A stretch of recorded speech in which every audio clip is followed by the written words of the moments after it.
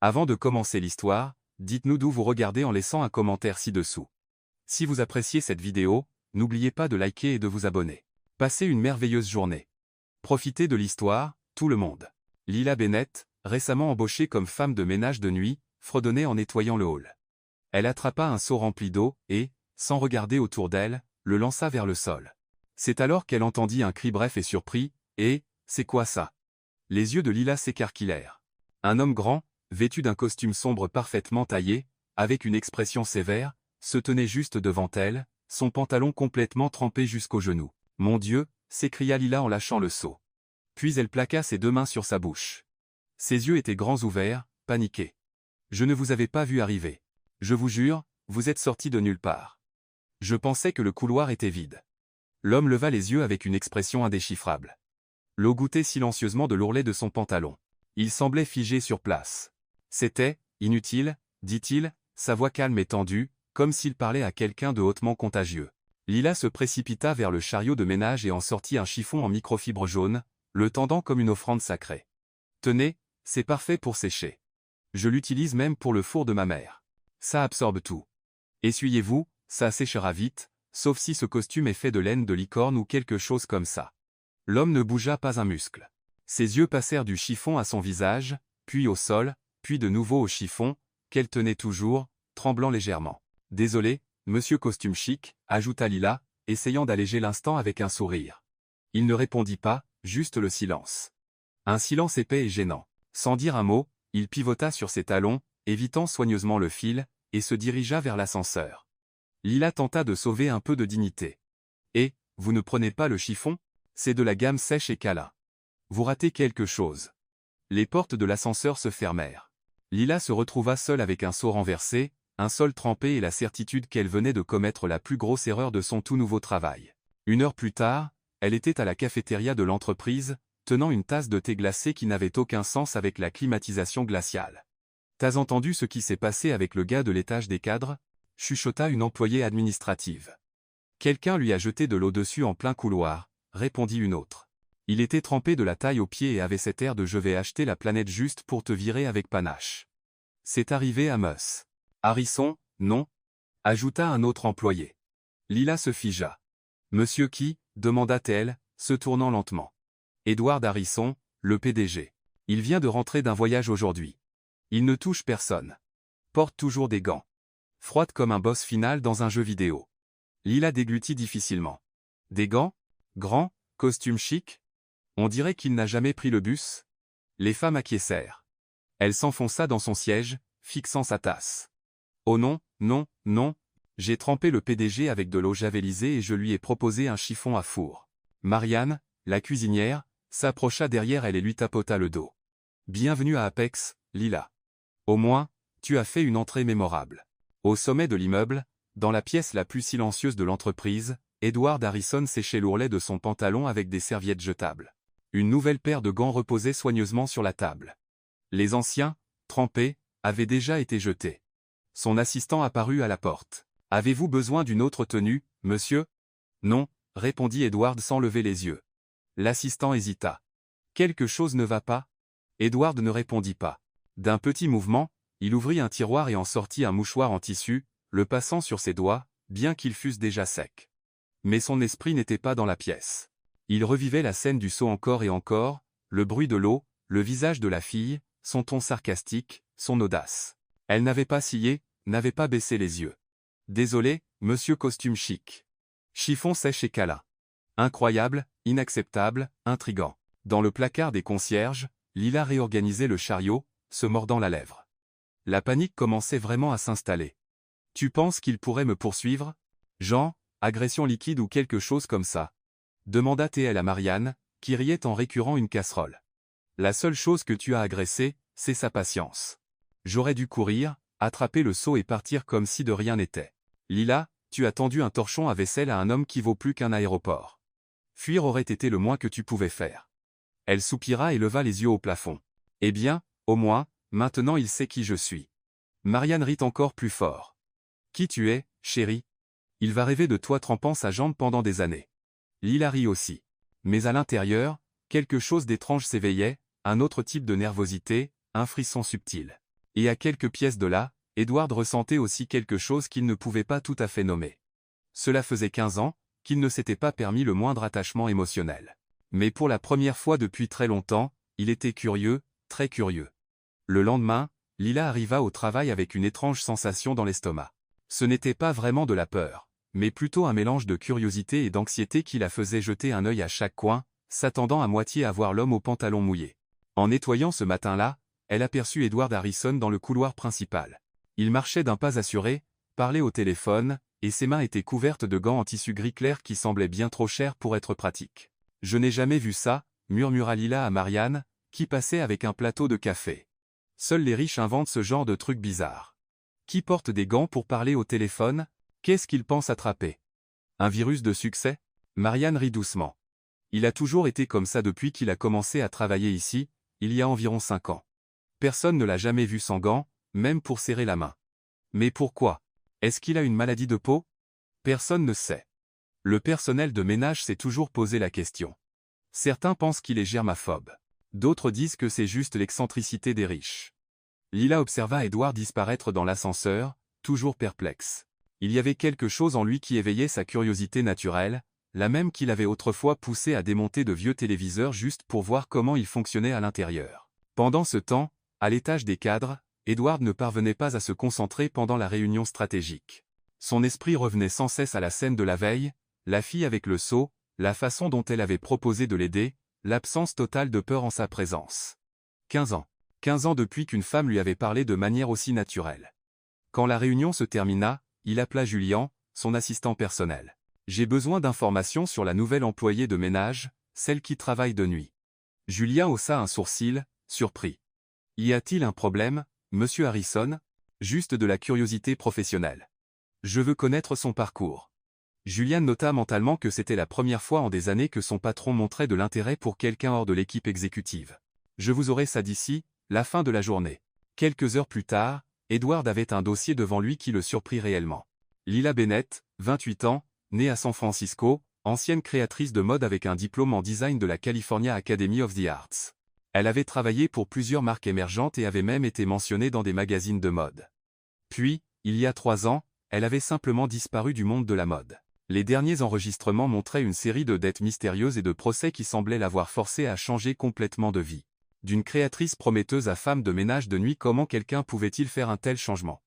Edward rangea le dossier dans le tiroir, mais sa curiosité ne fit que croître. Pour le reste de la semaine, il se surprit à prêter attention aux horaires, sachant quand Lila travaillerait. Pas qu'il la cherchait exprès du moins, c'est ce qu'il se répétait. Le vendredi, une réunion s'éternisa, et Edward décida de rester au bureau pour finir quelques rapports. Il était presque minuit quand il entendit des bruits étranges venant du hall principal. Une musique douce, des pas rythmés, des rires. Curieux, il descendit discrètement 2 étages et se cacha derrière une colonne de marbre. Ce qu'il vit le laissa complètement sans voix. Lila était au milieu du hall, utilisant des chiffons de ménage comme s'ils étaient des tissus de haute couture. Elle avait noué un chiffon bleu autour de son cou comme une cape, un autre autour de sa taille comme une jupe, et un troisième drapé sur ses épaules comme un accessoire.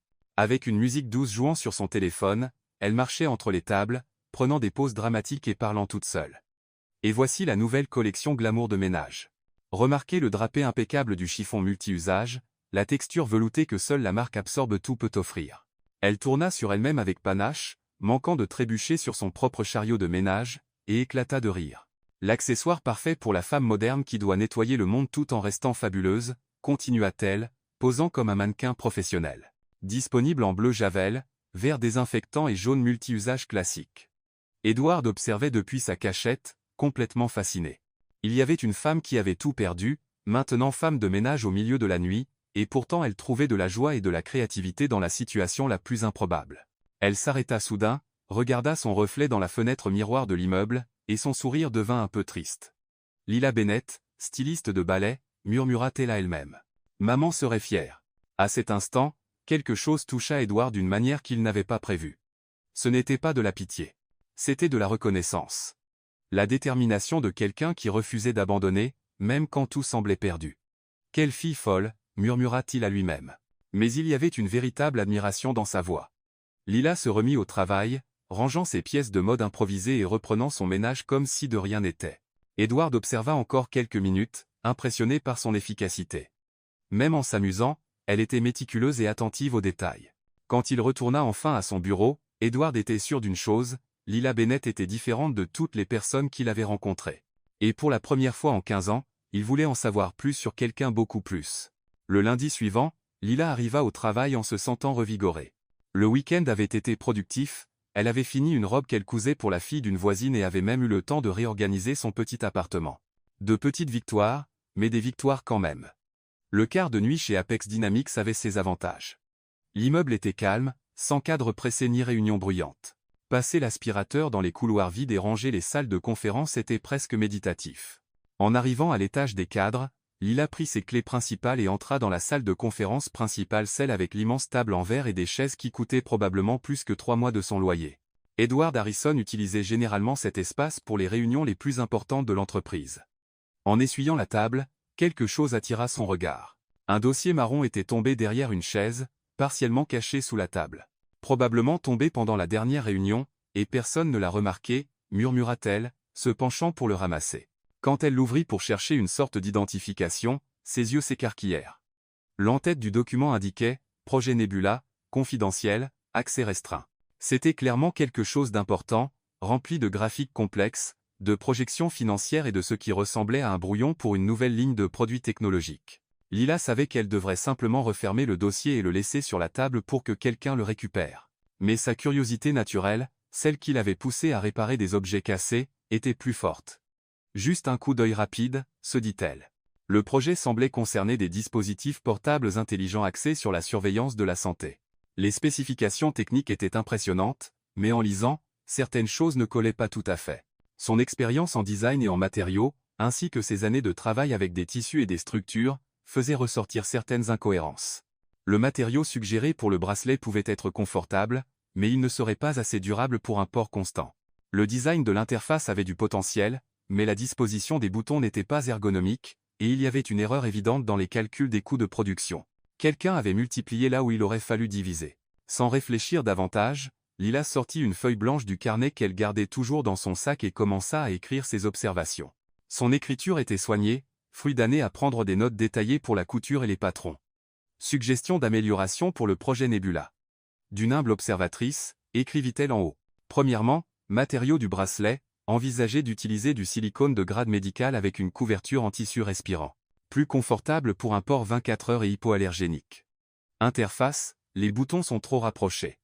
Les personnes aux doigts plus grands pourraient avoir du mal. Suggérez d'augmenter l'espacement de 3 mm et d'utiliser différentes textures pour un toucher facile. Erreur dans le coût de production à la page 12, 2, 450 000,15 000 unités équivaut à 163,33 par unité, et non 244,50, comme indiqué. Le design global est très masculin. 52% des utilisateurs d'appareils de santé sont des femmes. Pourquoi pas plus d'options de couleurs et un design plus doux, plus féminin? Après avoir terminé ses notes, Lila ne put s'empêcher de prendre quelques post-it colorés qu'elle gardait toujours sur elle, une habitude de ses jours de designer quand elle les utilisait pour marquer des idées dans des magazines. Sur le rose, elle écrivit « Ce projet est incroyable. Félicitations pour l'innovation. » Sur le jaune, l'équipe marketing va adorer la fonction de suivi du sommeil. Qui ne veut pas savoir pourquoi il se réveille fatigué après 8 heures? Sur le vert, attention à la batterie. Personne ne veut recharger un autre appareil tous les jours. Peut être à l'énergie solaire? Et sur le bleu, avec un petit smiley, désolé si je suis trop curieuse. Je ne peux pas m'en empêcher. Lila, la concierge qui a trempé votre costume. Satisfaite de ses contributions, elle plaça la feuille avec ses notes à l'intérieur du dossier, colla les post-it colorés sur la couverture, laissa le tout soigneusement au centre de la table et retourna à son ménage. Le lendemain, Edward Harrison arriva au bureau plus tôt que d'habitude. Il n'avait pas bien dormi, pensant aux stratégies pour le lancement du projet Nebula. C'était l'investissement le plus risqué d'Apex Dynamics ces 5 dernières années, et chaque détail devait être parfait. En entrant dans la salle de conférence pour revoir les documents une dernière fois avant la réunion avec les investisseurs, il trouva son dossier soigneusement placé au centre de la table. Pendant un instant, il trouva cela étrange. Il était sûr de l'avoir verrouillé dans le tiroir avant de partir vendredi. En ouvrant le dossier, il fut stupéfait. Des post-it colorés jaillissaient comme des confettis, et une feuille manuscrite était soigneusement placée sur les documents officiels. Sa première réaction fut la colère. Quelqu'un avait accédé à un document confidentiel. Quelqu'un avait touché une information valant des millions. Sa mâchoire se serra, et il tendit la main vers le téléphone pour appeler la sécurité. Mais ensuite, il vit la signature, Lila, la concierge qui a trempé votre costume. La concierge? La fille avec le seau? Comment osait-elle? Edward lut les notes, son irritation grandissant. Mais en continuant, son expression commença à changer. L'erreur dans les calculs était correcte. Il avait vérifié ces chiffres au moins 5 fois et n'avait rien remarqué. Les suggestions sur l'ergonomie avaient du sens, et le commentaire sur la démographie féminine c'était quelque chose que ni lui ni son équipe de design n'avaient correctement pris en compte. Les post-it, bien que trop informels à son goût, contenaient des observations pertinentes. Le problème de la batterie était une préoccupation réelle qu'ils essayaient encore de résoudre, et la note sur le marketing, Edward s'adossa à son siège, perplexe. Il était furieux de l'atteinte à la confidentialité mais aussi impressionné par la qualité des commentaires. Comment une concierge avait-elle repéré des failles qu'une équipe d'ingénieurs et de designers n'avait pas vues? Il décrocha le téléphone et appela Julian. « Je veux que vous convoquiez l'employé, Lila Bennett, pour une réunion privée. Maintenant. Y a-t-il un problème, monsieur? C'est ce que je compte découvrir. » 30 minutes plus tard. Lila se tenait devant la porte de la salle de conférence, le cœur battant. Julian avait été poli mais vague sur la raison de la réunion, ce qui ne faisait qu'accroître son anxiété. Elle frappa légèrement. « Entrez », dit la voix familière d'Edward. Lila ouvrit la porte et vit Edward assis à la tête de la table, son dossier ouvert devant lui. Ses post-it colorés étaient étalés sur la table en verre comme des preuves dans une scène de crime. « Asseyez-vous », dit-il, pointant la chaise la plus proche. Lila s'assit sur le bord, prête à s'enfuir au premier signe de problème. « Je suppose que vous savez pourquoi vous êtes ici ?» commença Edward, sa voix contrôlée mais teintée d'une tension sous-jacente. « À propos du dossier ?» demanda Lila, déglutissant avec peine. « Écoutez, je voulais juste le rendre. Il était tombé, et j'ai pensé. Vous avez lu des documents confidentiels. Je sais que je n'aurais pas dû. C'était juste de la curiosité. Je promets de ne rien dire à personne. » Edward prit la feuille avec ses notes. « Et ça? Vous avez écrit ça par curiosité aussi ?» Lila regarda sa propre écriture sur le papier et sentit ses joues rougir. « Je n'ai pas pu m'en empêcher. Quand je vois quelque chose qui peut être amélioré, mon cerveau se met à travailler. C'est une habitude de quand j'étais designer. Je suis désolé. C'était totalement inapproprié. Vous étiez designer? » demanda Edward, haussant un sourcil. Lila réalisa qu'elle en avait trop dit. « Je l'étais, avant, eh bien, avant que tout ne dérape et que je me retrouve ici. » Edward étudia son visage un long moment. Il y avait de la sincérité là, dedans et un esprit vif qu'il ne s'attendait pas à trouver. « Vos notes sont précises, surtout celles sur les coûts de production. » Lila cligna des yeux, surprise. « Vraiment? Et vos suggestions sur le design et le public cible sont pertinentes. Ça veut dire que je ne vais pas être viré? » Edward ne répondit pas tout de suite. Au lieu de cela, il referma le dossier et s'adossa à son siège, observant Lila avec une expression indéchiffrable. « Ça veut dire, mademoiselle Bennett, que nous allons avoir une conversation très intéressante. » Edward Harrison ne s'était jamais retrouvé dans une situation pareille. Assis face à une concierge qui venait de corriger un projet à $1 million avec des post-it colorés, il était partagé entre l'indignation professionnelle et une curiosité sincère qu'il n'avait pas ressentie depuis des années. Lila restait sur le bord de son siège, clairement prête à s'enfuir si la conversation prenait une mauvaise tournure. Ses mains étaient jointes sur ses genoux, mais Edward remarqua qu'elle tapotait nerveusement des doigts, signe que sous son apparence calme, son esprit était bien vivant. « Mademoiselle Bennett », commença Edward, choisissant ses mots avec soin, « vos observations sur le projet Nebula montrent une perspective unique. Et cela m'amène à une proposition qui pourrait sembler un peu étrange. » Lila haussa un sourcil. « Plus étrange que de m'appeler pour parler de post-it ? » « Considérablement plus étrange, » répondit Edward, presque en souriant. « Je veux vous offrir un rôle temporaire. Une expérience. » « Quel genre d'expérience ? » « Pas le genre avec des rats de laboratoire, j'espère. Parce que j'ai une phobie. » Edward marqua une pause, assimilant le commentaire inattendu. « Non, rien avec des rats. C'est une expérience sur l'interaction humaine et l'empathie dans le leadership d'entreprise. » Lila inclina la tête, perplexe. « Vous pourriez dire ça en langage simple ? Apex Dynamics rencontre des problèmes de morale au travail. Les employés se sentent démotivés. La communication entre les départements est faible, et les équipes manquent de créativité. Je crois que votre perspective extérieure, celle de quelqu'un qui voit l'entreprise sous un angle différent, pourrait apporter des idées précieuses. Donc, vous voulez que je sois une sorte d'espionne ? Pas exactement. Je veux que vous interagissiez naturellement avec les gens, que vous observiez les dynamiques et que vous me donniez un retour honnête sur ce que vous voyez comme un test social pour comprendre comment votre présence affecte l'environnement de travail. Lila le regarda longuement. Laissez-moi comprendre. Vous voulez me payer pour être moi-même et parler aux gens? En gros, oui. Et quel serait mon titre officiel? Parleuse professionnelle? Edward considéra sérieusement la question. Consultante temporaire en relations interpersonnelles. Lila rit, incrédule. Vous êtes sérieux, n'est-ce pas? Complètement sérieux. Vous avez montré un sens aigu du détail et un point de vue pratique. C'est être exactement ce dont nous avons besoin. Pour la première fois depuis son entrée dans la pièce, Lila s'adossa à son siège. D'accord, mais si je prends cette offre folle, j'ai quelques conditions. Edward fronça les sourcils. Il n'avait pas l'habitude de négocier avec des employés, encore moins avec des concierges fraîchement promus. Quel genre de conditions? D'abord, une augmentation. Si je suis consultante, je veux un salaire de consultante. Pas besoin d'être exorbitant, juste, raisonnable. Continuez. Deuxièmement, une machine à café décente à l'étage des concierges. Ce truc en bas qu'on appelle café est une insulte à l'humanité. Edward dut réprimer un sourire. Et troisièmement, le droit de porter des crocs. Ils sont confortables, pratiques, et après 8 heures debout, mes orteils me remercient. Des crocs, répéta Edward, comme s'il goûtait un mot dans une langue étrangère. Oui, des crocs. Ces chaussures en caoutchouc coloré que tout le monde trouve moches mais qui sont incroyablement confortables. Négociable. Edward regarda l'expression déterminée de Lila et réalisa qu'elle était tout à fait sérieuse à propos des crocs. J'accepte vos conditions. Quand pouvez-vous commencer? Tout de suite, si vous voulez, mais puis-je continuer mes quarts de ménage aussi? J'aime ce travail. Ça me calme, en quelque sorte. Bien sûr, vous pouvez garder vos tâches actuelles et assumer le nouveau rôle à votre convenance. Lila tendit la main. Alors, on a un accord, monsieur Harrison. Edward regarda sa main tendue. Normalement, il évitait tout contact physique, mais quelque chose dans l'instant le fit hésiter au lieu de se retirer. Il hocha la tête. Nous avons un accord, mademoiselle Bennett. Dans les jours qui suivirent, Lila embrassa son nouveau rôle avec la même énergie qu'elle mettait dans tout dans la vie. Elle commença à discuter plus intentionnellement avec les employés de différents départements, pas seulement pendant le quart de nuit, mais aussi pendant les pauses déjeuner et entre les réunions. Et Lila étant Lila, les conversations devinrent rapidement mémorables. Tu sais, Clara, dit-elle à la réceptionniste en arrosant les plantes du hall, ces plantes ont l'air un peu tristes. Je parie que c'est parce que personne ne leur parle. Parler aux plantes? Demanda Clara, curieuse.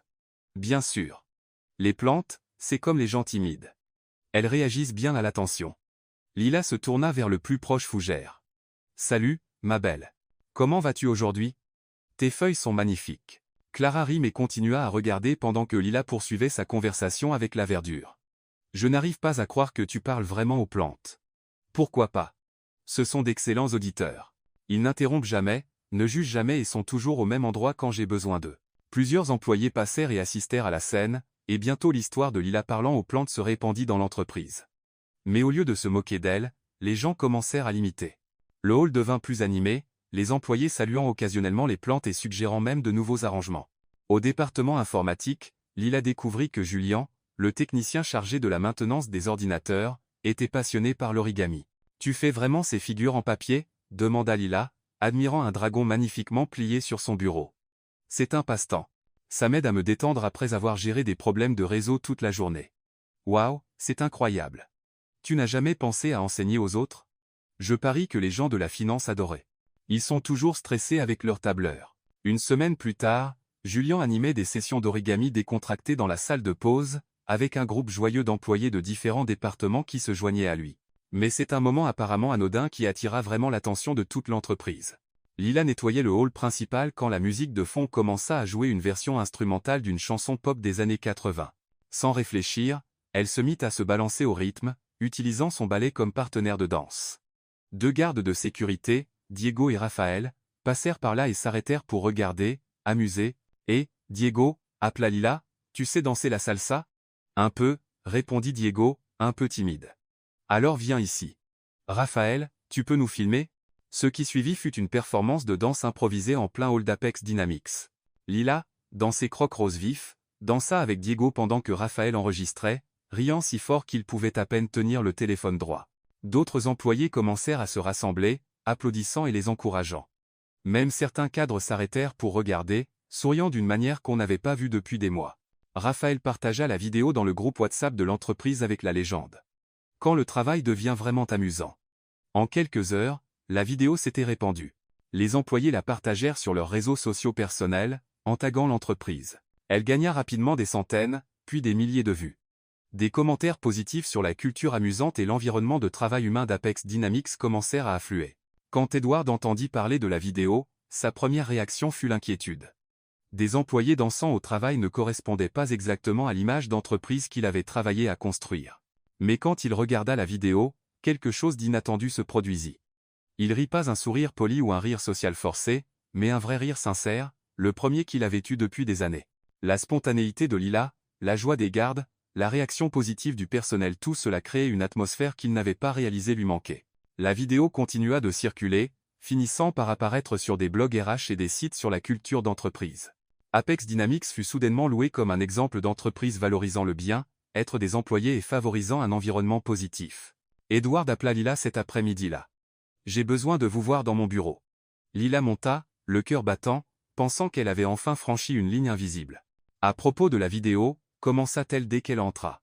La vidéo, dit Edward, a près de 50 000 vues et est partagée comme un exemple de culture d'entreprise exceptionnelle. C'est bien ou mal? C'est inattendu et efficace.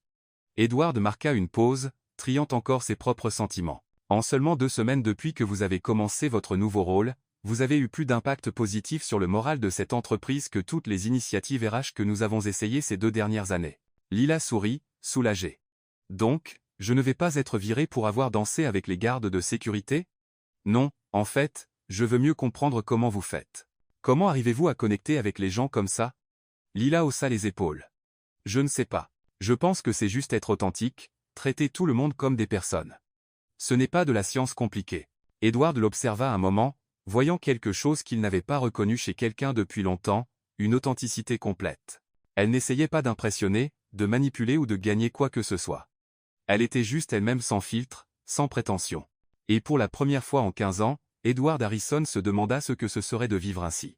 Ce fut un jeudi ordinaire quand le destin décida de lancer un défi à Edward Harrison et Lila Bennett. Edward venait de terminer une réunion au 15e étage et prenait l'ascenseur pour descendre au hall quand il s'arrêta au 8e étage.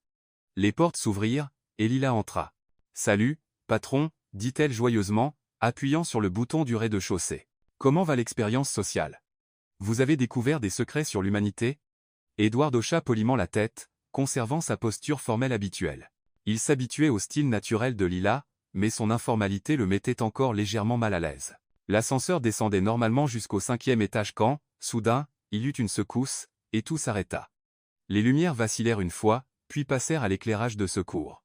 « C'est bizarre, » murmura Lila, appuyant sur quelques boutons. « Vous pensez ?» Edward était déjà au téléphone d'urgence de l'ascenseur, mais la ligne était silencieuse. Il essaya son portable. Pas de signal. La réalité de la situation commença à s'installer. Ils étaient coincés. « Non, non, non » murmura Edward, faisant les 100 pas dans le petit espace. « Ça ne peut pas arriver. » Lila observa son changement soudain de comportement. L'homme toujours en contrôle était maintenant visiblement agité, respirant plus vite et transpirant malgré la climatisation. « Et, du calme, » dit-elle, posant son seau. « On va s'en sortir. Quelqu'un va remarquer que l'ascenseur est bloqué et viendra nous chercher. »« Vous ne comprenez pas, » dit Edward, clairement en détresse. « Je ne peux pas être enfermé. Pas dans des petits espaces. Pas longtemps. » Lila fronça les sourcils, inquiète. C'était la première fois qu'elle voyait Edward sans son masque habituel de maîtrise. « Vous avez de la claustrophobie ? » Entre autres, répondit-il, essayant de se calmer mais luttant visiblement. Lila réfléchit rapidement. Elle devait le distraire. « Vous savez quoi ? Ça me rappelle quand je vivais dans une laverie. » Edward arrêta de faire les 100 pas et la regarda. « Vous viviez dans une laverie ? Pendant environ 6 mois quand j'avais 19 ans. Longue histoire. Il y avait un petit ami musicien, un appartement qui a pris feu, et une femme chinoise très gentille qui m'a laissé dormir derrière les machines à laver. » Malgré la panique, Edward se trouva curieux. Derrière les machines? Madame Chen, c'était son nom, avait un petit espace de stockage à l'arrière où elle gardait du détergent et de l'adoucissant. Elle m'a aménagé un petit coin avec un matelas. Le bruit des machines était comme une berceuse géante. Je dormais comme un bébé. Lila s'assit sur le sol de l'ascenseur et fit signe à Edward de la rejoindre. Mais la partie drôle, c'est que j'ai commencé à parler aux vêtements. Sérieusement, il y avait un costume bleu qui arrivait chaque semaine avec la même tache de café sur la poitrine. Je l'appelais Monsieur Maladroit et j'inventais des histoires sur sa vie. Même dans son état d'anxiété, Edward ne put s'empêcher de sourire un peu. Vous parliez vraiment aux vêtements? Oui, et ce n'était pas juste moi. Madame Chen le faisait aussi. Elle disait, les vêtements portent les souvenirs des gens, alors ils ont des histoires à raconter. Lila gesticulait avec animation. Il y avait une robe rouge qui arrivait toujours après des fêtes. Je la plaidance jusqu'à l'aube. Et une chemise de travail qui venait chaque semaine, toujours couverte de peinture. C'était l'artiste secret. Edward remarqua que sa respiration commençait à se calmer. La voix de Lila avait quelque chose d'apaisant, et ses histoires farfelues l'aidaient réellement à se détendre. Attendez une seconde, dit soudain Lila, jetant un œil à ses mains. Vous ne portez pas de gants. Edward baissa les yeux sur ses propres mains, comme s'il les remarquait pour la première fois. J'ai oublié d'en mettre une nouvelle paire après la réunion. Et comment vous sentez-vous? Vos mains tombent-elles? Avez-vous attrapé une maladie mystérieuse? Ne soyez pas ridicule, dit Edward, mais il y avait une pointe d'incertitude dans sa voix. Alors pourquoi portez-vous toujours des gants? C'est une sorte d'allergie? Edward resta silencieux un long moment. Le petit espace, le stress de la situation et la présence étrangement réconfortante de Lila créaient une atmosphère qui le poussait à parler de choses qu'il n'avait jamais partagées avec personne. Ce n'est pas une allergie, dit-il enfin. C'est une protection. Une protection contre quoi? Contre la proximité, l'intimité, les femmes. Lila inclina la tête, attendant qu'il continue. Ma mère m'a abandonné quand j'avais 7 ans, dit Edward, la voix plus basse. Elle avait un nouveau petit ami chaque semaine. Différents hommes allaient et venaient constamment chez nous, et puis un jour, elle est partie avec l'un d'eux et n'est jamais revenue. J'ai grandi dans des foyers d'accueil et des centres d'hébergement. J'ai appris que les femmes partent, toujours, alors j'ai décidé qu'il était plus sûr de ne pas m'approcher de quiconque. Les gants sont une barrière physique, un rappel constant de garder mes distances. Lila resta silencieuse un moment, assimilant cette vulnérabilité inattendue. Vous savez ce que je pense, dit-elle doucement. Je pense que vous passez à côté de beaucoup de belles choses à cause d'une personne qui n'a pas vu quel trésor elle avait. Ce n'est pas si simple. Si, ça l'est. Écoutez, voulez-vous essayer quelque chose? Demanda Lila, tendant la main. Voyons si le monde s'écroule quand vous touchez ma main sans gants. Edward regarda sa main comme si c'était un objet dangereux. Je ne peux pas. Si, vous pouvez. Ce n'est qu'une main. Ça ne vous fera pas mal, je vous le promets. Et vous savez pourquoi? Parce que quand on arrête de se protéger si fort, la vie devient plus belle, plus facile, plus réelle. Le cœur battant, Edward tendit lentement la main et toucha celle de Lila. Sa peau était chaude et étonnamment douce. Il n'y eut ni éclair, ni explosion, ni fin du monde, juste la forme la plus simple et naturelle de contact humain. Vous voyez, dit Lila doucement, le monde tourne toujours. Ils restèrent ainsi quelques minutes, en silence, leurs mains doucement jointes. Edward ressentait un mélange de panique et de quelque chose qu'il ne pouvait pas tout à fait nommer, être du soulagement. Merci, murmura-t-il, de m'avoir distrait, pour ça. De rien. Et vous savez quoi? Vous devriez essayer d'être un peu plus gentil avec les gens dehors aussi. Sans gants, sans mur. Je parie que vous trouverez que la plupart des gens sont plutôt sympas si vous leur donnez une chance. Le stress de la situation commençait à les rattraper, et Lila sentit ses paupières s'alourdir. Sans trop réfléchir, elle posa sa tête sur l'épaule d'Edward. « Je vais juste fermer les yeux une minute, » murmura-t-elle. Edward se figea un instant, puis se détendit progressivement. L'odeur du shampoing de Lila était douce, et le poids de sa tête sur son épaule était réconfortant. 2 heures plus tard, quand l'équipe de maintenance ouvrit enfin les portes de l'ascenseur, ils trouvèrent une scène qui laissa les employés rassemblés complètement stupéfaits, Lila Bennett, paisiblement endormie sur l'épaule d'Edward Harrison, et le PDG de l'entreprise non seulement le permettant mais ayant l'air étrangement à l'aise. Le buzz qui se répandit dans Apex Dynamics ce jour-là resterait dans les mémoires longtemps. Après tout, personne n'avait jamais vu Edward Harrison sans gants, encore moins laisser quelqu'un dormir sur son épaule.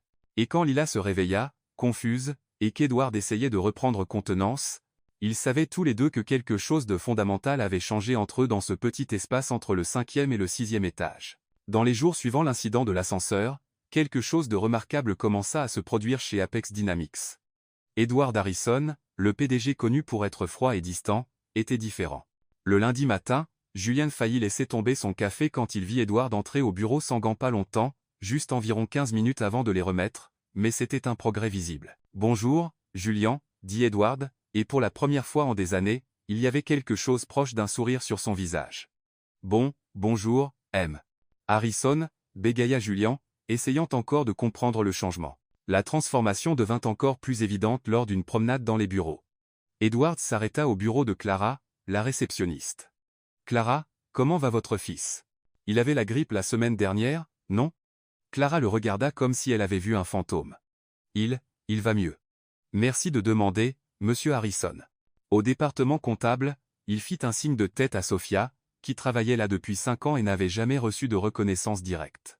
Beau travail sur les rapports trimestriels, Sophia. Très minutieux.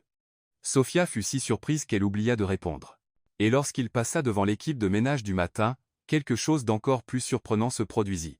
Edward rit un rire sincère en regardant Diego essayer d'enseigner des pas de danse à d'autres employés pendant une pause. On dirait que le virus de la danse se répand, dit-il, et son commentaire était empreint d'humour, pas de désapprobation. Lila observait ces changements avec une satisfaction discrète. Son expérience fonctionnait mieux qu'elle ne l'avait imaginé, et Edward devenait lentement plus humain aux yeux de son personnel. « Tu as remarqué qu'il est différent ?» demanda Clara à Lila pendant le déjeuner. « Tout le monde l'a remarqué, » répondit Lila. C'est comme si quelqu'un avait enfin trouvé l'interrupteur du mode humain et l'avait allumé. La version plus abordable d'Edward se manifesta également dans les réunions de l'entreprise. Lila avait été officieusement promue consultante de bon sens et participait désormais à quelques discussions importantes, offrant des perspectives que l'équipe exécutive n'avait jamais envisagées. C'est lors d'une de ces réunions que son intervention sauva l'entreprise d'un désastre de relations publiques. Nous envisageons de sponsoriser l'événement caritatif Nuit des Étoiles, expliqua Victor, le directeur marketing. Ce sera une excellente visibilité pour la marque. Lila leva la main, un peu hésitante. Puis-je poser une question ? Avez-vous vérifié qui d'autre est impliqué dans l'événement ? C'est un événement caritatif. Qu'est-ce qui pourrait mal tourner ? Répondit Victor, légèrement agacé par l'interruption. C'est juste que j'ai lu dans le journal que le principal organisateur est sous enquête pour blanchiment d'argent. Si vous sponsorisez l'événement maintenant et que les choses tournent mal, Apex pourrait être entraîné dans un scandale. La salle devint silencieuse. Victor vérifia rapidement sa tablette et pâlit. Elle a raison. Comment avons-nous manqué ça ? Parce que vous étiez concentré sur les chiffres et la visibilité, dit Lila doucement. Parfois, il faut quelqu'un de l'extérieur pour remarquer l'évidence. Edward observa l'échange avec une admiration croissante. Lila avait une capacité naturelle à voir des choses que d'autres, même des professionnels chevronnés, négligeaient. Merci, Lila, dit-il. Vous nous avez évité un gros mal de tête. De rien. C'est à ça que sert le bon sens, non ? Malheureusement, la proximité croissante entre Edward et Lila ne passa pas inaperçue aux yeux de tous. Une semaine plus tard, un article apparut sur un blog de potins d'affaires avec le titre « Une concierge ambitieuse séduit un PDG millionnaire, le nouveau scandale chez Apex Dynamics ». L'article, rempli de spéculations malveillantes et de photos sorties de leur contexte, dépeignait Lila comme une opportuniste utilisant ses charmes féminins pour manipuler Edward et gravir les échelons de l'entreprise. Des sources internes rapportent que l'employée, une ancienne créatrice de mode ratée, a été vue dans des réunions exécutives et entretient une relation suspecte avec le PDG, connu pour éviter les femmes. Coïncidence ? Peu probable. Lila lut l'article sur son téléphone pendant sa pause, sentant son estomac se nouer. Autour d'elle, les gens chuchotaient et jetaient des regards en coin. Certains semblaient compatissants, d'autres méfiants. « Ne crois rien de tout ça, » dit Marianne, apparaissant à ses côtés. « Tout le monde ici sait quel genre de personne tu es. Mais si les gens commencent à penser que c'est vrai ?» demanda Lila, la voix tremblante. « Et si Edward commence à douter de mes intentions ? Edward est intelligent. Il sait qui tu es. » Mais le doute s'était déjà enraciné dans l'esprit de Lila. Le reste de la journée, elle remarqua des regards étranges, des conversations qui s'arrêtaient quand elle passait, et un malaise général qui n'était pas là auparavant. Quand Edward apprit l'existence de l'article, il était furieux. Il appela immédiatement le département juridique pour discuter des actions à prendre contre le blog. Harrison, dit Julian avec hésitation, peut-être devrions-nous envisager de limiter les interactions publiques avec Mademoiselle Bennett, au moins jusqu'à ce que ça se tasse. Absolument pas, répondit Edward fermement. Je ne laisserai pas des ragots mesquins dicter comment je dirige mon entreprise. Mais quand il partit à la recherche de Lila pour en parler, elle était introuvable. Julian lui dit qu'elle avait demandé à lui parler de manière urgente plus tôt, mais il était en réunion. Edward la trouva enfin dans le placard des concierges, en train de ranger ses affaires dans une boîte. « Qu'est-ce que vous faites ? » Je démissionne. À cause d'un article ridicule ? Ce n'est pas juste l'article, Edward. C'est ce qu'il représente. Les gens se demanderont toujours pourquoi je suis ici. Ils supposeront toujours que je profite de vous. Et vous vous souciez de ce qu'ils pensent ? Je me soucie de ce que ça vous fait, dit Lila, la voix légèrement brisée. Vous commenciez enfin à vous ouvrir, à faire confiance aux gens. Je ne veux pas que vous vous refermiez à cause de moi. Lila, vous ne pouvez pas partir. Vous êtes importante pour l'entreprise, pour moi. C'est exactement pourquoi je dois partir, dit-elle, fermant la boîte. Tant que je suis ici, vous ne pourrez jamais établir des relations normales avec les gens. Il y aura toujours ce doute dans l'air. Edward ressentit quelque chose qu'il n'avait pas expérimenté depuis des années, le désespoir. L'idée que Lila sorte de sa vie le frappa comme un coup au ventre. S'il vous plaît, réfléchissez-y. On peut arranger ça. C'est déjà arrangé, dit Lila, prenant la boîte. Prenez soin de vous, Edward, et ne remettez pas ces gants. Vous êtes bien meilleur sans eux. Elle quitta la pièce avant qu'il ne puisse répondre. Dans les jours qui suivirent, l'absence de Lila se fit sentir dans toute l'entreprise. Les plantes du hall commencèrent à avoir l'air triste à nouveau.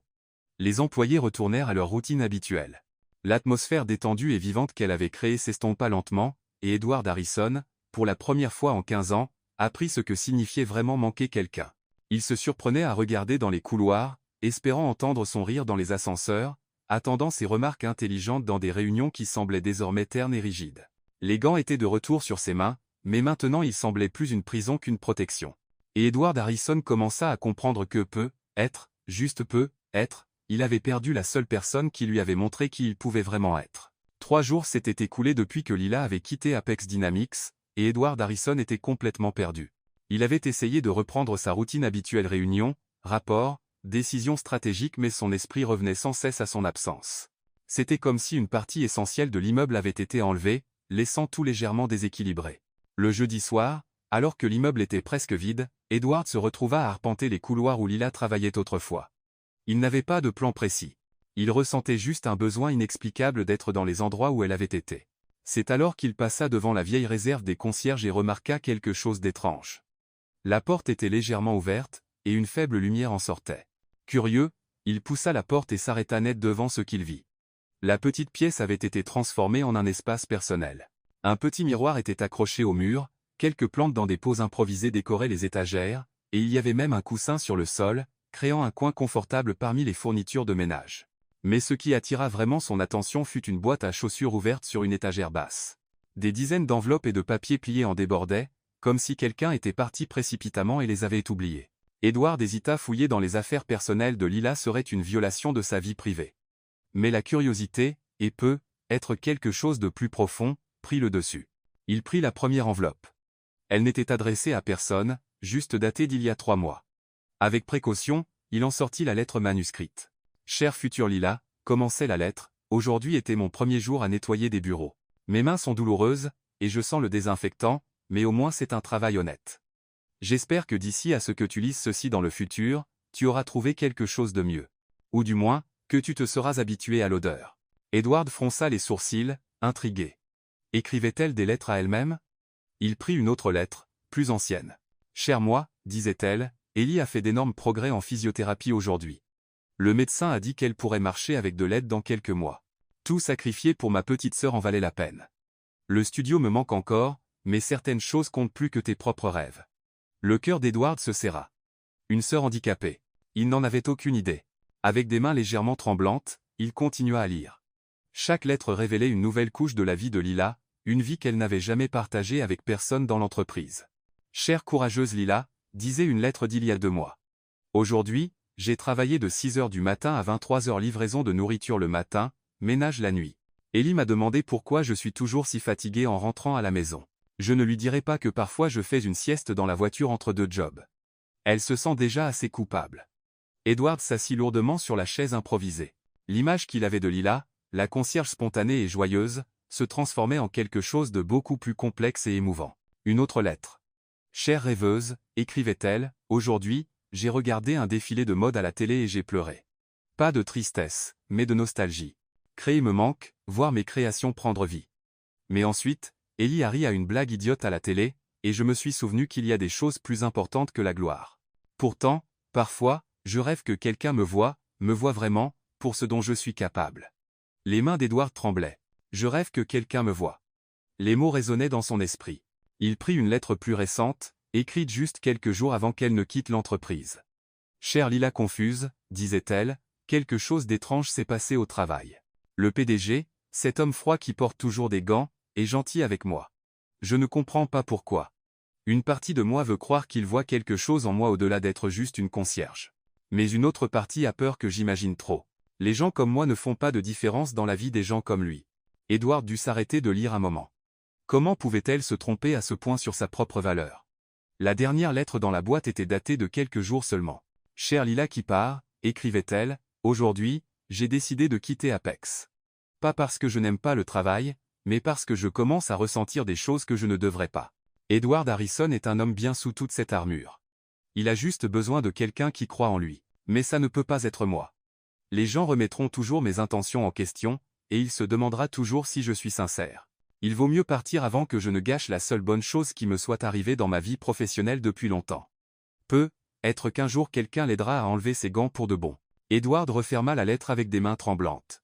Il avait l'impression d'avoir lu le journal intime d'une personne extraordinaire qui se voyait comme ordinaire. Il continua à explorer la petite boîte. Il y avait des croquis de vêtements dessinés sur des serviettes, des poèmes écrits sur des post-it, et même quelques photos. L'une montrait Lila avec une jeune femme en fauteuil roulant, clairement sa sœur, Ellie. Toutes deux rayonnaient devant un simple gâteau d'anniversaire. Au fond de la boîte, il trouva un petit carnet.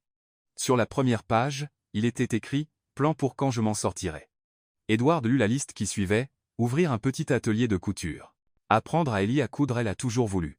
Faire des vêtements pour ceux qui ne peuvent pas s'offrir de beaux habits. Être organisé un défilé de mode caritatif un jour.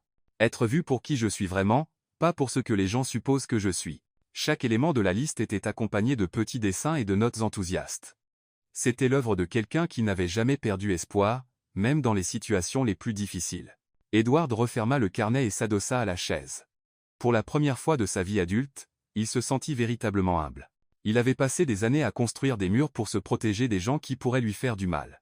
Et dans ce processus, il avait perdu la capacité de reconnaître une personne vraiment spéciale quand elle apparaissait juste devant lui. Lila Bennett n'était pas juste une concierge qui le faisait rire. C'était une femme qui avait sacrifié ses rêves pour sa famille, qui trouvait de la joie dans les plus petites choses, qui voyait du potentiel là où d'autres ne voyaient que de la routine. Elle était authentique d'une manière qu'il ne savait même pas exister, et il la laissait s'échapper. Edward remit soigneusement les lettres dans la boîte, mais au lieu de la laisser dans la pièce, il l'emporta avec lui pas pour envahir l'intimité de Lila, mais parce qu'il comprenait enfin ce qu'il perdait. Elle n'était pas juste une employée. Elle n'était pas juste quelqu'un qui lui faisait se sentir humain à nouveau. C'était la personne la plus authentique et courageuse qu'il ait jamais rencontrée. Et pour la première fois en 15 ans, Edward Harrison savait exactement ce qu'il devait faire. Il allait la retrouver. Et il allait tout faire pour mériter d'être vu par elle comme elle méritait d'être vue par lui complètement, authentiquement, sans gants et sans peur. Edward Harrison n'avait jamais porté de vêtements pour passer inaperçu. Toute sa vie adulte, ses costumes parfaits et sa posture autoritaire faisaient en sorte qu'il soit remarqué et respecté partout où il allait. Mais maintenant, devant le miroir de son dressing, il tenait un t-shirt simple et une casquette de baseball comme s'il s'agissait d'artefacts extraterrestres. « C'est ridicule », marmonna-t-il, mettant la casquette pour la 3e fois et ajustant la visière. Un PDG d'une entreprise valant des millions ne devrait pas jouer les détectives. Mais l'image des lettres de Lila ne quittait pas son esprit. L'authenticité, le courage, les rêves simples mais profonds, tout cela l'avait touché d'une manière qu'il ne pouvait ignorer. Julien avait obtenu l'adresse de Lila dans le dossier des ressources humaines, mais quand Edward s'y rendit, il découvrit qu'elle avait déménagé. Le propriétaire de l'immeuble dit qu'elle avait quitté l'appartement une semaine plus tôt sans laisser d'adresse de transfert. C'est ainsi qu'Edward se retrouva à errer dans les quartiers de Boston, habillé comme une personne ordinaire, à la recherche d'une femme qui pouvait être n'importe où dans la ville. Les 2 premiers jours, il se sentit complètement perdu. Il marcha à travers Chinatown, North End, Back Bay, des endroits où il n'avait jamais mis les pieds sans un chauffeur qui l'attendait. C'était étrange d'être dans les rues, de respirer l'air de la ville, d'entendre les conversations désinvoltes de gens qui n'avaient aucune idée de qui il était. Le matin du 3e jour, en se promenant dans une zone plus alternative près de Cambridge, il vit quelque chose qui le fit s'arrêter au milieu du trottoir. Un petit stand de café était installé à un coin animé. Ce n'était rien d'extraordinaire, juste une table pliante, quelques thermos, et des piles de gobelets jetables. Mais ce qui attira son attention, ce furent les dessins. Sur chaque gobelet, quelqu'un avait réalisé de petites œuvres d'art avec un marqueur. Des fleurs délicates, des motifs géométriques, de petits animaux souriants. Et l'écriture sur le tableau du menu était indéniablement familière. « Lila » murmura-t-il. Elle était de dos, préparant un café pour un client, portant un tablier coloré sur une blouse simple. Ses cheveux étaient attachés en une queue de cheval décontractée, et elle fredonnait une chanson en travaillant. Edward observa quelques minutes, caché derrière un poteau. Il y avait quelque chose de différent en elle, une légèreté qu'il n'avait pas remarquée quand elle travaillait chez Apex. Ici, Dans cette petite entreprise à elle, elle semblait exactement à sa place. Quand le client s'éloigna, Edward prit une grande inspiration et s'approcha du stand. « Bonjour, dit-il, essayant de garder une voix décontractée. Lila se retourna, et ses yeux s'écarquillèrent de surprise. Pendant un instant, elle eut l'air d'une enfant prise en flagrant délit. « Edward, qu'est-ce que vous faites ici? Et pourquoi êtes-vous habillé comme ça ?» Il baissa les yeux, se souvenant de sa tenue banale. « J'explorais la ville, et j'ai reconnu votre écriture. » Lila croisa les bras, visiblement mal à l'aise. « Comment m'avez-vous trouvé, par pur hasard, mentit-il. Puis-je avoir un café? » Elle hésita mais hocha la tête. « Quel genre? »« Celui que vous recommandez. » Lila prépara silencieusement un cappuccino, et Edward observa ses mains travailler. Elle dessina pendant que le café refroidissait un peu un petit soleil avec des rayons délicats autour du gobelet. « 5 $, dit-elle, lui tendant le gobelet sans le regarder directement. Edward paya et prit une gorgée de café.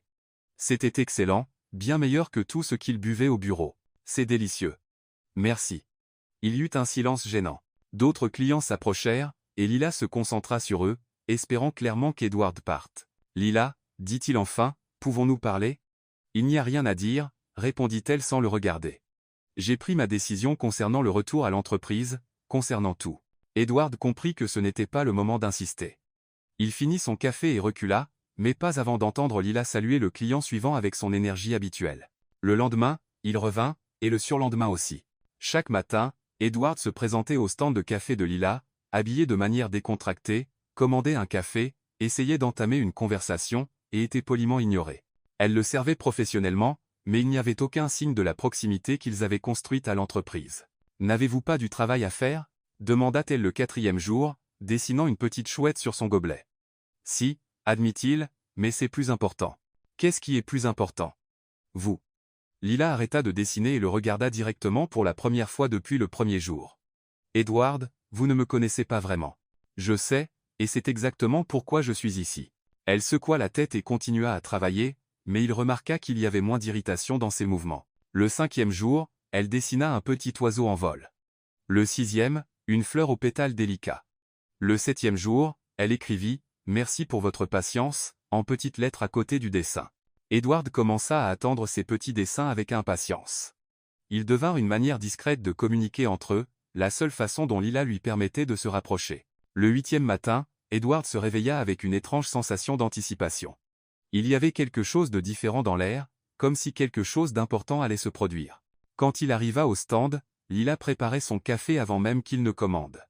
Elle avait mémorisé sa commande, un cappuccino avec une pincée supplémentaire de cannelle. « Bonjour, » dit-elle, et pour la première fois en une semaine, il y avait un petit sourire sur son visage. « Bonjour », elle travailla sur le dessin plus longtemps que d'habitude, mordant sa lèvre de concentration.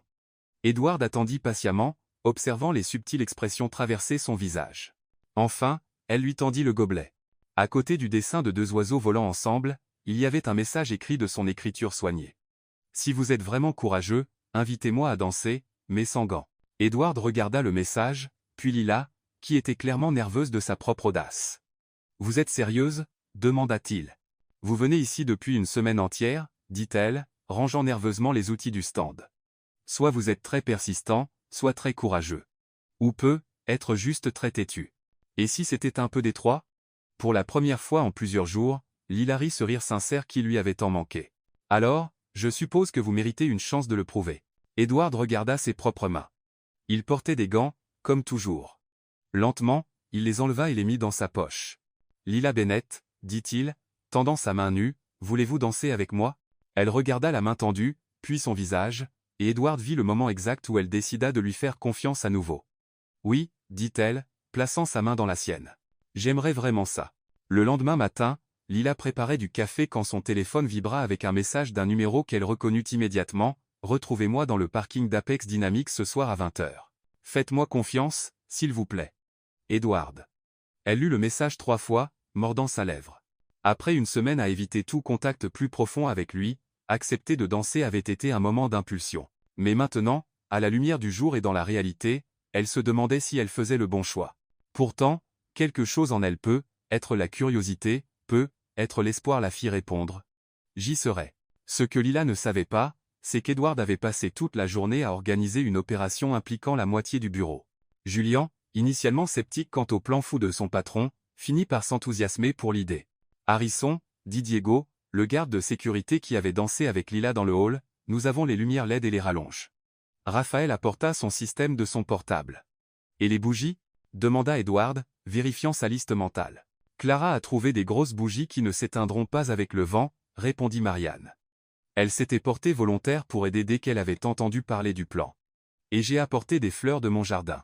Edward regarda autour du parking de l'entreprise, essayant d'imaginer comment il serait transformé. C'était un plan risqué et complètement hors de son caractère habituel. Mais quelque chose chez Lila lui donnait envie d'essayer des choses qu'il n'avait jamais envisagées auparavant. À 10 à 9 heures, le parking était méconnaissable. Des guirlandes de lumière LED créaient un plafond étoilé improvisé. Des bougies épaisses dans des supports en verre étaient soigneusement placées pour diffuser une lumière douce. Des fleurs sauvages décoraient les bords de l'espace, et le système de son était testé et fonctionnait parfaitement. « Patron, dit Raphaël, ajustant les derniers détails, si ça ne gagne pas son cœur, rien ne le fera. » Edward ajusta nerveusement sa cravate. Il avait troqué son costume décontracté pour quelque chose de plus élégant, mais pas trop formel. Ses gants étaient dans sa poche.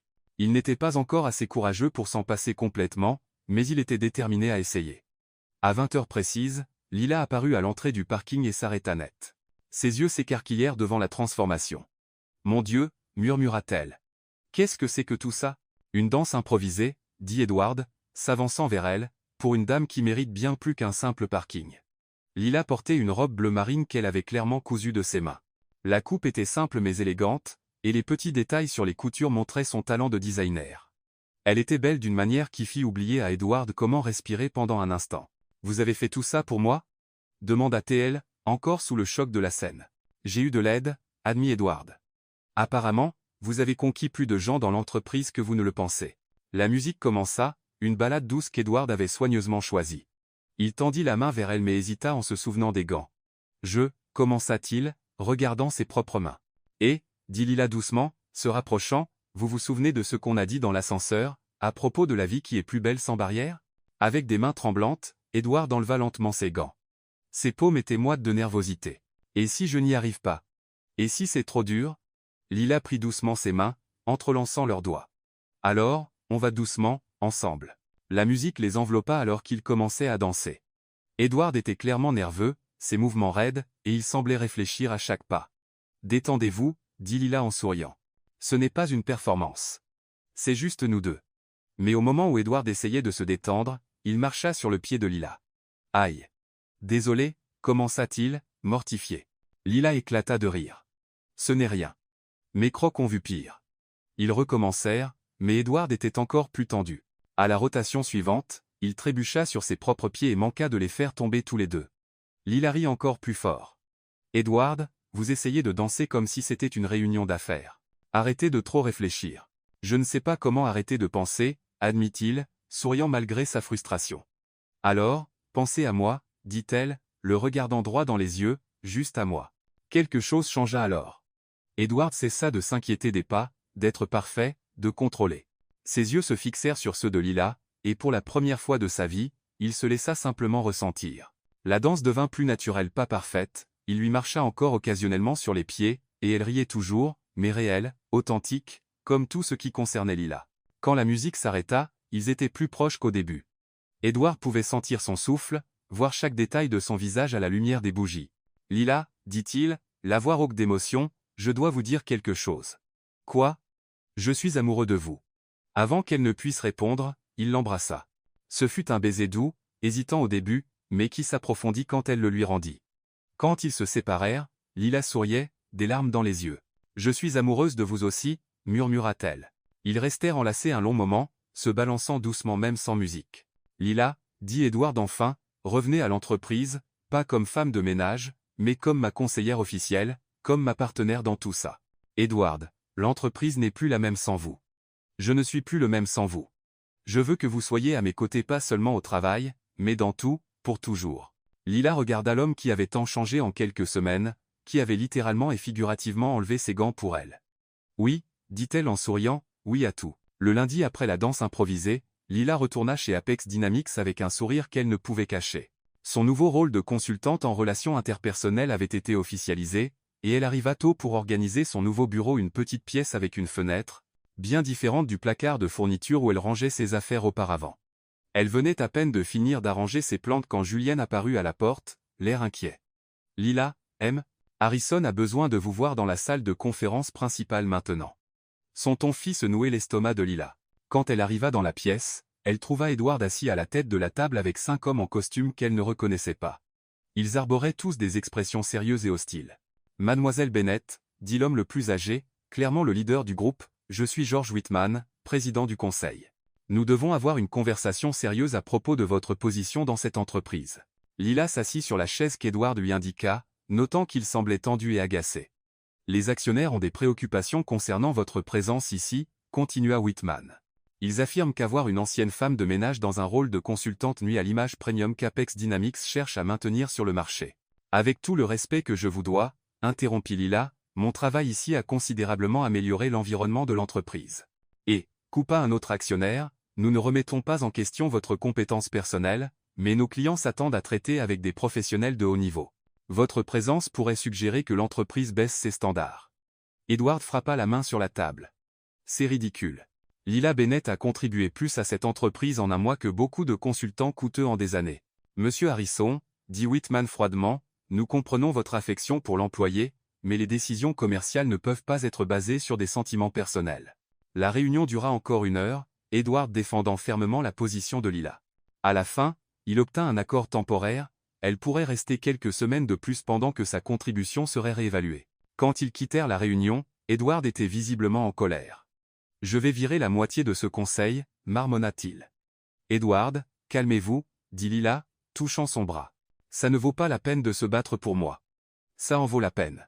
Vous méritez d'être ici. » Dans les jours suivants, ils gardèrent leur relation secrète, se rencontrant discrètement dans le bureau d'Edward après les heures de travail ou dans le parking pendant la pause déjeuner, de petits moments volés qui devinrent précieux pour eux deux. Le jeudi, Lila invita Edward à dîner chez elle. Elle avait passé toute la journée à cuisiner, préparant un repas simple mais fait avec amour. « Personne n'a jamais cuisiné pour moi avant, » dit Edward, regardant la table dressée avec des bougies et des fleurs simples. « Ce n'est pas vrai, » rit Lila. « Vous avez dû avoir des chefs privés toute votre vie. Cuisiner pour quelqu'un et être payé pour cuisiner sont 2 choses complètement différentes, » expliqua-t-il. « Ça, c'est de l'amour. » Ce fut une soirée parfaite. Ils parlèrent de tout, l'enfance, les rêves, les peurs, les projets pour l'avenir. Edward rencontra Ellie par appel vidéo et fut charmé par la personnalité vibrante de la sœur de Lila. « Elle va t'aimer, » dit Lila, regardant Edward rire à une blague d'Ellie. « Tu crois ? J'en suis sûr. Tu es une bonne personne, Edward Harrison, même si tu essaies de le cacher derrière des costumes coûteux. » Malheureusement, leur bonheur ne dura pas longtemps. Le lundi suivant, une photo floue d'Edward quittant l'immeuble de Lila se répandit sur des blocs de potins. Le conseil convoqua une réunion d'urgence. Cette fois, la salle était pleine. Outre les actionnaires, il y avait d'autres cadres et même quelques journalistes d'affaires. « M. Harrison, » dit Whitman, visiblement satisfait, « les preuves de votre implication inappropriée avec l'employé rendent impossible de maintenir la prétention que ceci est purement une décision professionnelle. Ma relation personnelle n'affecte pas ma capacité à diriger cette entreprise, » répondit Edward, la voix dangereusement basse. « Cela l'affecte quand cela implique des employés douteux. Mademoiselle Bennett doit être licenciée immédiatement. » C'est alors que Lila se leva. « Puis-je parler ?» La salle devint silencieuse. Tous les regards se tournèrent vers elle. « Vous avez raison sur une chose, » dit-elle, la voix claire et ferme. « Je n'appartiens pas à votre monde. Je n'ai pas de diplôme de Harvard. Je ne porte pas de vêtements de créateur, et je ne sais pas parler de vin coûteux. » Certains actionnaires sourirent, pensant qu'elle était d'accord avec eux. « Mais savez-vous ce que j'ai ?» continua Lila. « J'ai de l'honnêteté. J'ai de la compassion. Et j'ai la capacité de voir les gens pour ce qu'ils sont vraiment, pas seulement pour ce qu'ils semblent être. » Elle regarda directement Edward. « Edward Harrison est l'homme le plus honnête que j'ai jamais rencontré. Il a transformé une entreprise froide en un endroit où de vraies personnes peuvent travailler et s'épanouir. Et vous voulez détruire ça? Pourquoi? Parce que vous pensez que je ne suis pas assez bien pour lui. » Sa voix s'éleva. « Eh bien, j'ai une nouvelle pour vous, personne n'a besoin de me choisir. Je me suis déjà choisi. » Elle enleva son badge et le posa sur la table. « Je démissionne de mon poste pas parce que vous l'avez exigé, mais parce que je refuse de travailler pour des gens qui croient que la valeur d'une personne se mesure à son compte en banque. » La salle devint complètement silencieuse. Lila regarda Edward une dernière fois, lui adressa un sourire triste et sortit la tête haute. Ce que personne ne savait, c'est qu'un des journalistes avait enregistré tout le discours. En quelques heures, la vidéo se répandit sur les réseaux sociaux avec le titre « Une femme donne une leçon de dignité à un conseil d'administration ». En 24 heures, elle comptait des millions de vues. En 48 heures, elle était une nouvelle internationale. Et en une semaine, Lila Bennett était devenue un symbole pour une génération qui refusait de laisser les autres décider de leurs valeurs. Mais pour Edward, rien de tout cela n'avait d'importance. Ce qui comptait, c'est qu'il avait perdu la femme qu'il aimait. Et cette fois, il n'était pas sûr de pouvoir la reconquérir. 3 mois après le discours qui devint viral dans le monde entier, Lila Bennett était exactement là où elle avait toujours rêvé d'être, dans son propre atelier, entourée de machines à coudre et de tissus colorés. L'espace n'était pas grand, juste un entrepôt rénové dans un quartier industriel de Boston, mais il était à elle. L'enseigne à l'entrée disait Trade Haven en lettres peintes à la main, colorées. En dessous, en plus petit, où chaque histoire mérite un nouveau chapitre. Lila, la robe de remise de diplôme de Madame D. Martina est terminée, dit Nora, l'une des 5 anciennes femmes de ménage que Lila avait embauchées. Elle est magnifique. Lila sourit, regardant la robe turquoise accrochée sur le mannequin. C'était pour une jeune femme dont la famille ne pouvait pas se permettre une nouvelle robe, alors Trade Haven la réalisait à un prix symbolique. L'entreprise avait grandi rapidement après que son histoire s'était répandue. Les gens envoyaient de vieux vêtements à transformer. D'autres commandaient des pièces sur mesure, se vantaient, et beaucoup venaient juste pour rencontrer la femme de la vidéo. Lila avait appris que sa célébrité inattendue pouvait être utilisée pour le bien. « Sophia, comment avance la robe de mariée de Madame Carmen ?» demanda Lila à une autre employée. « Presque terminée. Elle va être éblouissante. 40 ans de mariage et renouvellement des vœux. C'est très romantique. » Lila acquiesça mais sentit une douleur dans son cœur. Ces derniers mois, elle avait réalisé plusieurs robes de mariée, et chacune lui rappelait ce qu'elle avait perdu. Edward avait tenté de la contacter plusieurs fois, des fleurs, des lettres, même des visites à son stand de café qu'elle tenait le week-end, mais elle maintenait toujours leur conversation polie et distante, non parce qu'elle ne l'aimait pas, mais parce qu'elle ne voulait pas qu'il ait à choisir entre elle et son entreprise. Elle était plongée dans l'ajustement d'une jupe quand elle entendit frapper à la porte. C'était un mardi après-midi, et il n'avait généralement pas de clients à ce moment-là. « Je vais voir qui c'est » dit Nora, se dirigeant vers la porte. Lila entendit des voix basses. Puis Nora revint avec un air confus. « Il y a un homme ici. Il dit qu'il a une commande spéciale. Il a l'air nerveux. » Lila soupira, pensant que c'était probablement un autre journaliste cherchant une interview. « Fais-le entrer. » Mais quand la personne entra, Lila faillit renverser la machine à coudre. C'était Edward, vêtu d'un jean et d'un t-shirt simple, portant une grande boîte enveloppée de papier craft. « Salut, » dit-il, visiblement mal à l'aise. « J'espère que ça ne te dérange pas que je passe. » Les autres employés s'arrêtèrent de travailler, le reconnaissant immédiatement. Après tout, il était apparu dans plusieurs articles sur l'histoire de Lila. « Edward, qu'est-ce que tu fais ici ? » « J'ai apporté une commande, quelque chose dont j'ai besoin de ton avis professionnel. » Il posa la boîte sur la table de coupe et l'ouvrit soigneusement. À l'intérieur, il sortit une robe qui coupa le souffle à Lila. C'était une robe de mariée simple mais élégante, en satin blanc cassé avec des détails en dentelle délicate. Le décolleté était modeste, la jupe avait juste le bon volume, et de minuscules perles ornaient le corsage. « Mon Dieu » murmura Lila. « Où as-tu trouvé ça ? » « Je l'ai faite, » dit Edward, les joues rougissant. « Enfin, j'ai eu beaucoup d'aide de l'équipe de design de l'entreprise et de cours en ligne, et 3 tentatives précédentes qui étaient des désastres complets. Tu as fait une robe de mariée ? Pour quelqu'un de très spécial, quelqu'un qui m'a appris que parfois, il faut créer ses propres chances. » Lila s'approcha et examina la robe de plus près. Les coutures étaient soignées, l'ajustement semblait parfait, et les détails montraient un grand soin. « Edward, c'est incroyable. Qui est la mariée chanceuse ? » « Je ne sais pas encore, » dit-il nerveusement. « Ça dépend de sa réponse. » Lila allait demander ce qu'il voulait dire quand elle remarqua quelque chose d'étrange dans la doublure de la robe. Il y avait une petite bosse, comme si quelque chose était cousu à l'intérieur. « Il y a quelque chose là, dedans, » dit-elle, tâtant le tissu. « Oui, peux-tu l'ouvrir ? » Je pense que la couture intérieure a été un peu précipitée. Avec précaution, Lila décousit une petite partie de la doublure et en sortit une fine enveloppe. À l'intérieur se trouvait une carte élégante avec son écriture « Lila Bennett, veux-tu m'épouser ? Je promets d'améliorer mes compétences en couture. » Edward Harrison. Lila passa de la carte à Edward, puis à la robe, et de nouveau à Edward. Les autres employés s'étaient rassemblés, regardant en silence. « Tu me demandes en mariage avec un ourlet mal fait ?» demanda-t-elle enfin. Edward rit nerveusement. « L'ourlet est vraiment si mauvais ? Horrible. Complètement amateur, » dit Lila, les larmes aux yeux. « Tu vas devoir refaire toute cette partie. Je peux le refaire autant de fois qu'il le faudra. » En réalité, il s'agenouilla devant elle, sortant une petite boîte en velours de sa poche. « Je veux passer le reste de ma vie à refaire des choses avec toi, à m'améliorer, à grandir, à créer de belles choses ensemble. » Lila regarda la bague simple mais magnifique, puis l'homme agenouillé devant elle, le même homme qui avait appris à enlever ses gants, à rire, à danser maladroitement, et maintenant à coudre. « Et le conseil d'administration, ton entreprise? Je m'en occuperai. En fait, j'ai une proposition. Et si nous devenions partenaires officiellement? Apex peut investir dans TradeHaven. Tu gardes ton indépendance, je garde mon entreprise, et nous construisons quelque chose de nouveau ensemble. » Lila s'agenouilla devant lui, tenant son visage dans ses mains. « Edward Harrison, tu es l'homme le plus têtu, persistant et merveilleux que j'ai jamais rencontré. C'est un oui? C'est un oui à tout, au mariage, au partenariat, à refaire l'ourlet de cette robe, à tout. » Quand ils s'embrassèrent, les employés de TradeHaven applaudirent. Et quelqu'un dut filmer, car plus tard, Lila découvrit que sa deuxième demande en mariage était devenue virale en ligne. Mais cette fois, elle s'en fichait complètement. 6 mois plus tard, le toit de l'immeuble d'Apex Dynamics avait été transformé en le lieu de mariage le plus improbable de Boston. Edward avait insisté pour tenir la cérémonie là, l'endroit même où il avait construit sa carrière et rencontré l'amour de sa vie. L'espace était décoré avec une élégance simple, des fleurs sauvages cultivées par Marianne dans son jardin, des lumières LED tressées dans la structure du toit, et des chaises simples disposées en demi-cercle. L'hôtel improvisé offrait une vue imprenable sur la ville, mais tous les regards étaient tournés vers l'entrée, attendant la mariée. Au premier rang, Ellie Bennett était radieuse dans son fauteuil roulant, portant une robe lilas que Lila avait spécialement confectionnée pour elle. À côté d'elle, d'anciennes femmes de ménage se mêlaient au cadre de l'entreprise, une scène qui n'arriverait jamais dans un mariage d'entreprise traditionnel. « Tu es nerveux ?»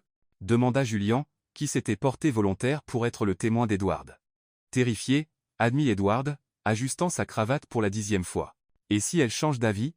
Et si elle réalise qu'elle peut trouver mieux? » « Détends-toi, Edward, » rit Diego, qui était chargé de la musique. « Cette femme a parcouru tout Boston pour te trouver à un stand de café. Je ne pense pas qu'elle va faire demi-tour à l'hôtel. » La musique commença, pas une marche nuptiale traditionnelle, mais une version douce de la chanson qui avait joué lors de leur première danse dans le parking. Les portes du toit s'ouvrirent, et Lila apparut. La robe qu'elle portait était une œuvre d'art collective. Elle avait cousu la base, mais chacune de ses employées de TradeHaven avait contribué à un détail.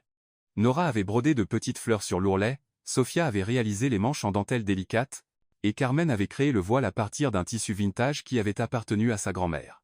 Lila descendit l'allée seule. Elle avait insisté sur le fait qu'elle n'avait besoin d'être accompagnée par personne, souriant au visage familier des deux côtés. Quand ses yeux rencontrèrent ceux d'Edward, il sentit que le monde entier avait enfin un sens pour la première fois. « Tu es magnifique », murmura-t-il alors qu'elle atteignait l'hôtel. « Toi aussi », répondit-elle, ajustant doucement sa cravate. Le juge de paix, un homme jeune et détendu qu'Edward avait spécifiquement choisi pour ne pas être trop formel, sourit au couple. « Amis, nous sommes réunis ici aujourd'hui pour unir Edward Harrison et Lila Bennett dans le mariage. Et je peux dire, en 10 ans de mariage, je n'ai jamais vu un amour aussi sincère que celui que ces deux-là partagent. » La cérémonie se déroulait parfaitement jusqu'à ce qu'ils arrivent aux vœux. Edward avait mémorisé un long discours sur la façon dont Lila avait changé sa vie, mais quand vint son tour de parler, les mots disparurent simplement. « J'avais préparé un discours, » commença-t-il nerveusement, « mais en te regardant maintenant, je ne peux penser qu'à une chose, merci. Merci de m'avoir jeté de l'eau dessus, de corriger mes projets avec des post-it, de m'apprendre que la vie est meilleure sans gants. » Des larmes scintillaient dans les yeux de Lila alors qu'elle riait. « Mes vœux sont plus simples, » dit-elle. « Edward, tu m'as vu quand j'étais invisible. Tu m'as valorisé quand je me sentais sans valeur, et tu m'as aimé quand je ne savais même pas que je méritais d'être aimé. Je promets de passer le reste de ma vie à te montrer que tu mérites tout l'amour du monde, toi aussi. » Puis, juste au moment où le juge leur demanda d'échanger les anneaux, le moment le plus mémorable se produisit. Lila, émue et tendant la main vers celle d'Edward, trébucha légèrement sur sa robe. En essayant de se stabiliser, elle s'accrocha au juge, qui n'était pas prêt à ce soutien soudain. Pendant un terrible instant, il sembla que tous les trois allaient s'effondrer en tas au milieu de l'hôtel. « Mon Dieu !» cria Lila, riant en essayant de se redresser. « Désolée, j'étais tellement nerveuse que j'ai oublié que j'ai 2 pieds gauches. » Le juge rit, retrouvant son équilibre et sa contenance. « Eh bien, c'est définitivement une première pour moi. » Au lieu de se sentir gêné, Edward éclata de rire. Bientôt, tout le public riait aussi, et la tension de la cérémonie disparut complètement. « C'est pour ça que je t'aime, » dit Edward, tenant fermement ses mains. « Tu rends tout plus intéressant. Même les mariages ?» demanda Lila, toujours souriante. « Surtout les mariages. » Maintenant complètement détendu, le juge sourit au couple. « Edward, prenez-vous Lila comme épouse, pour rire avec elle, trébucher avec elle, et vous relever avec elle pour toujours? Oui, avec grand plaisir. Lila, prenez-vous Edward comme mari, pour l'aimer, le défier, et occasionnellement corriger son travail avec des post-it colorés? Oui, dit-elle, souriant à travers ses larmes. Alors, par le pouvoir qui m'est conféré, je vous déclare mari et femme. Edward, vous pouvez embrasser la mariée. Le baiser fut long et tendre, accueilli par des applaudissements enthousiastes de tous les présents. Diego et Raphaël libérèrent des confettis recyclés qu'ils avaient préparés, créant une pluie colorée sur le couple.